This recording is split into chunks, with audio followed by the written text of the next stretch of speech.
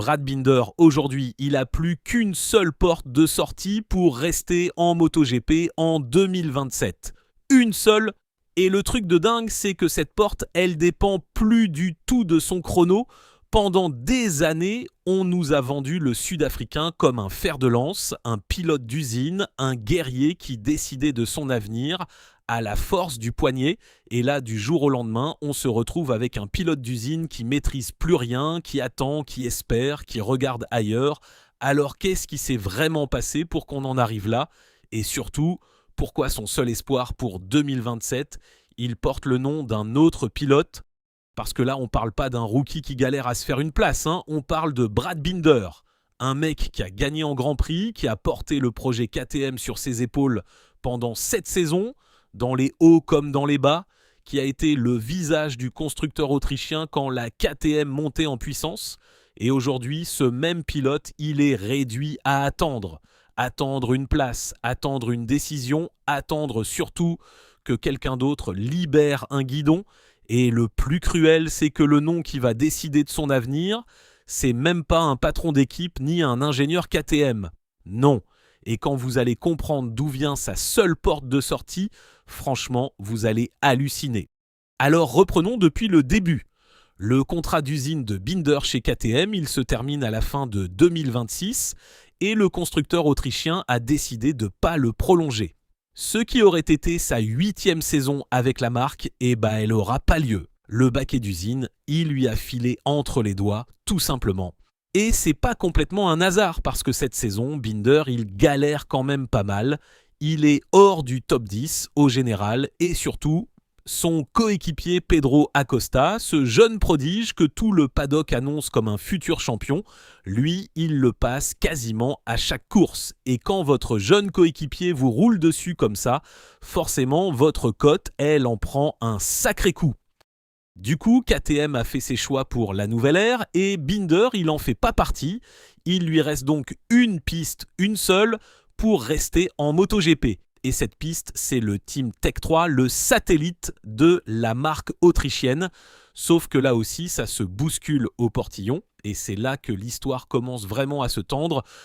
Parce que chez Tech 3, pour 2027, il y a en gros une place de leader pour laquelle Maverick Viñales part largement favori. Sauf que rien n'est signé. KTM tient juste une option sur lui, l'Espagnol enrage de ne pas être fixé et son avenir dépend aussi de sa récupération physique.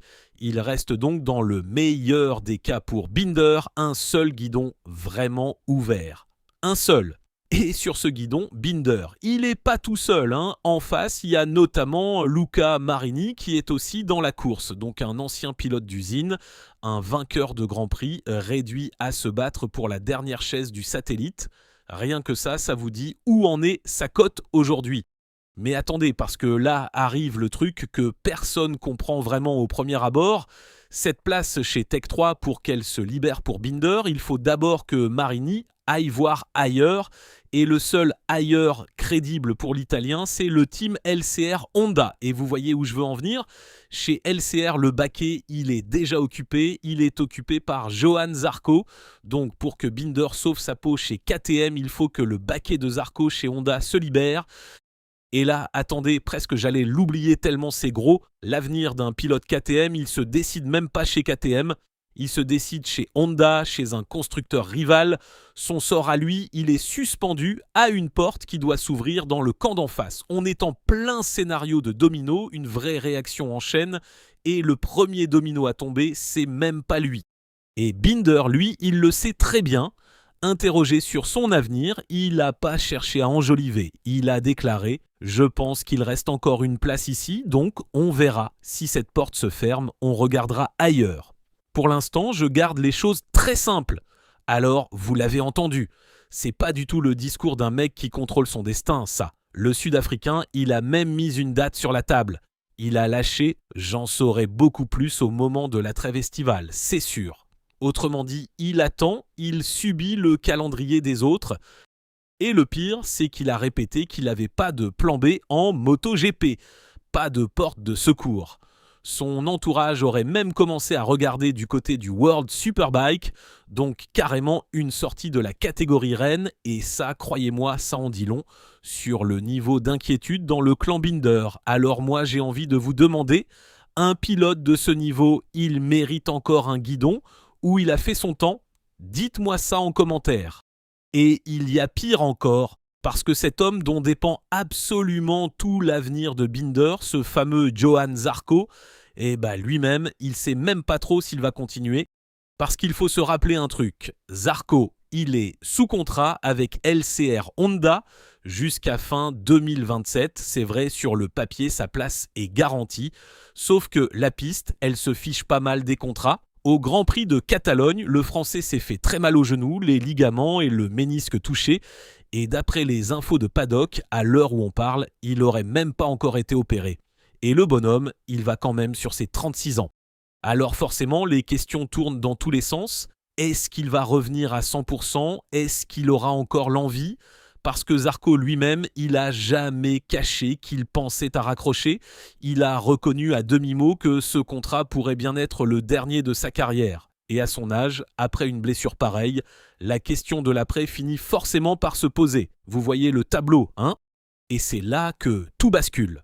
Parce que si Zarco décide d'arrêter, ou si c'est son genou qui décide à sa place, alors le baquet LCR se libère, Marini file chez Honda et la porte Tech 3 s'ouvre enfin pour Binder. On a cru pendant des mois que l'avenir de Binder, c'était une histoire de chrono et de résultats sur la piste. En vrai, c'est devenu une histoire de dossier médical. Le dossier médical d'un autre pilote. Alors moi, cette histoire, je la trouve cruelle, mais surtout hyper révélatrice. Un pilote d'usine, un vrai, normalement il maîtrise son destin avec sa main droite, ses freinages, ses dépassements. Binder, lui, il en est plus là. Son avenir, il dépend plus de ce qu'il fait le dimanche sur la piste. Il dépend de l'état d'un genou français, d'une décision que Zarco va prendre ou pas, et d'un domino Honda sur lequel il a zéro contrôle. Et ça, pour un mec qui était encore le fer de lance de KTM il n'y a même pas 2 ans, c'est une chute vertigineuse. On est passé du guerrier qui portait toute la marque au pilote qui guette le forfait d'un autre pour sauver sa saison. Rien n'est officiel, tout ça reste à prendre avec des pincettes, mais la tendance, elle est claire et elle est brutale. Le destin de Brad Binder, il est plus entre ses mains, il est entre celles de Johann Zarco. Et ça, franchement, personne l'aurait parié il y a 12 mois. J'espère que cette vidéo vous a plu.